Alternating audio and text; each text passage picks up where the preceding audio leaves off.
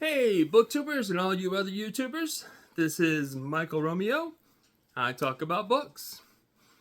And as many of you know, those of you who watch regularly, I am taking part in a reading event curated by MJ at Reading This Life. And I'll leave her information down below so you can find her. And it is to read 24 banned or challenged books in the year 2024. And I've finished one. So, oh, what happened to my... There we go. Oh. Excuse me. I hit the wrong button. Anyway, I just recently finished one. It's a book I've read many times. Love this book. It is one of my all-time favorites. And it is The Great Gatsby by F. Scott Fitzgerald. Beautiful book. Awesome book. If you want to listen to it an audiobook, I highly recommend a version of it. There's lots of versions of it out there.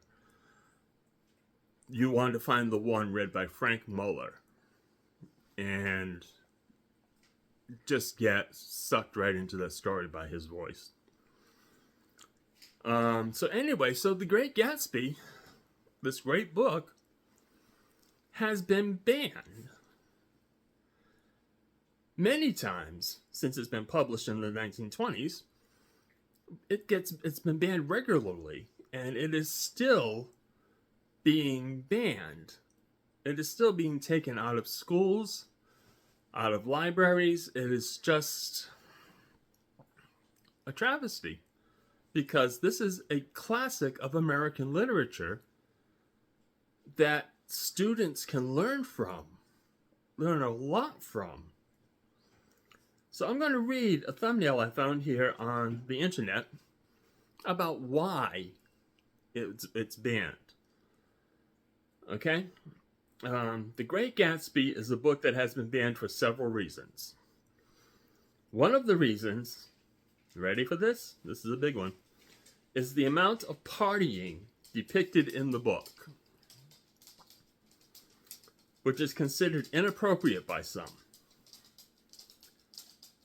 Yes, Gatsby keeps his house open for an ongoing 24/7 party.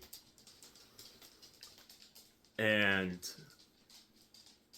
people come and go as they wish.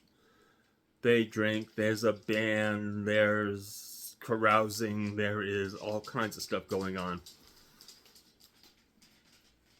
But, in my opinion, and I put this in the title of the content here, but I'll say it again just before I get into this. There will be spoilers, okay? The people portrayed as being the party goers are not nice people. They're not happy people. They're rather shallow people. And they're like remoras on a shark. And it's not a pretty picture. Sure, the narrator, who is Gatsby's neighbor, gets invited to the party. And he shows up a couple of times, but he stays pretty much removed from the whole thing. It doesn't move him. It's not his scene.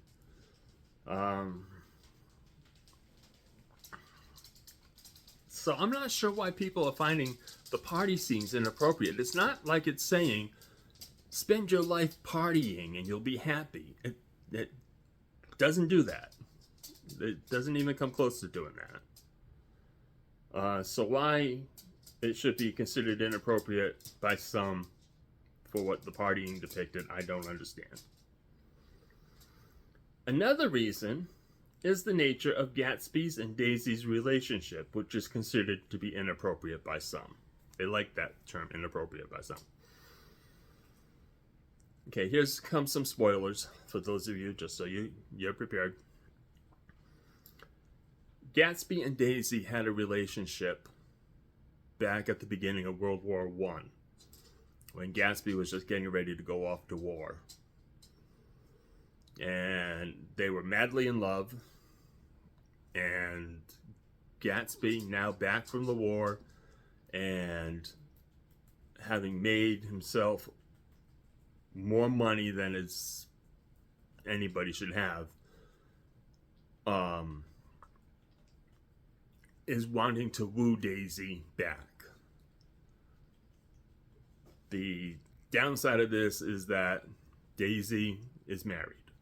She did not wait for him to come out of the war, and she married Tom Buchanan, who is just another character in the book.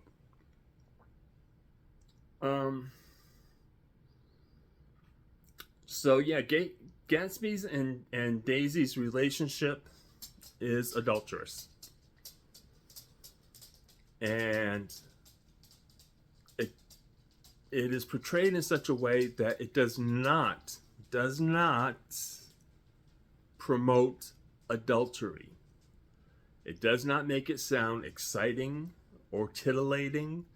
It makes it sound emotionally painful, like it tears the people who are taking part in the adulterous affair into pieces, because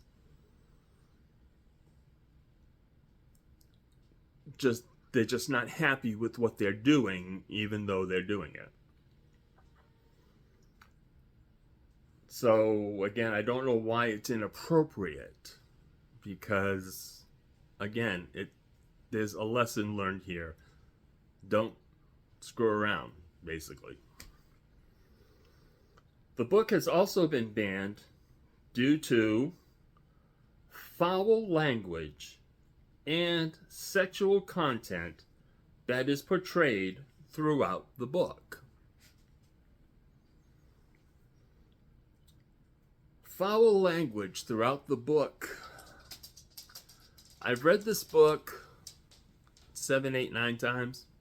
I've listened to it on audiobook. I've read the book. And there is nothing that sticks in my head as foul language throughout the book. There are occasions when damn is used, or hell, as kind of punctuated dialogue. I think if I try real hard, I think there may be one scene where somebody is called something like an SOB or a bastard or something like that. That's not throughout the book. That is here and there, peppered into the story, and basically speaks about the character using it more than it does anything else. And anybody who has read Fitzgerald knows that he is all about, well, not all about, but it's heavily about character and little nuances that they do or say that gives you clues into their inner person. And that's all that's being done here. That's all that's being done here.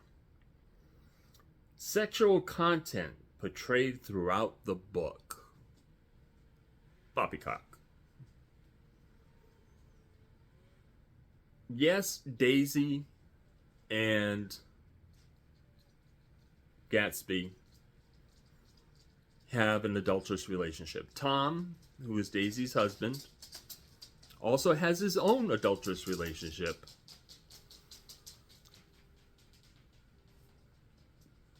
There are no scenes in this book where two people are in bed together, or on a sofa together, or on the floor together. It doesn't happen. It is hinted at. For instance, when Daisy starts visiting Gatsby's house repeatedly, and they have to be careful of what the servants see and hear and think. And it's hinted at like that. There are no sex scenes in this book. None. Zip, nada, niet. None. This little article finishes up with, although there are various instances in the novel that deal with these social issues, various instances in the novel that deal with these social issues, the morals taught by them outweigh the negative attitudes. It is a morality piece, folks. It is not just a story of excess. It is not just a story of partying. It is not just a story of adultery. It is a morality tale about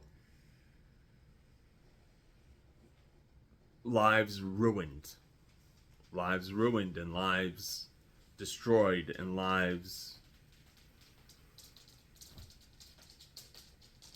that are just torn apart. It's a brilliant book.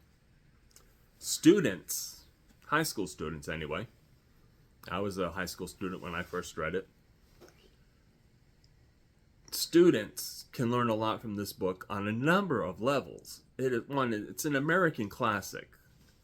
They can learn about a period of American history.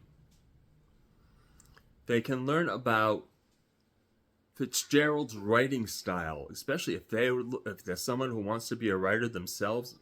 There is no one better to study than Fitzgerald because of his character development and his nuances, the little things he puts in that it's one little description that tells you what 1,000 words could tell you. And they can learn the morality tales, the morals from the morality tale about don't party your life away. Riches aren't everything. Adultery is not a good thing. It's just, I don't get it. I don't get why it's banned. And I don't understand the people who have small enough minds to see only with tunnel vision.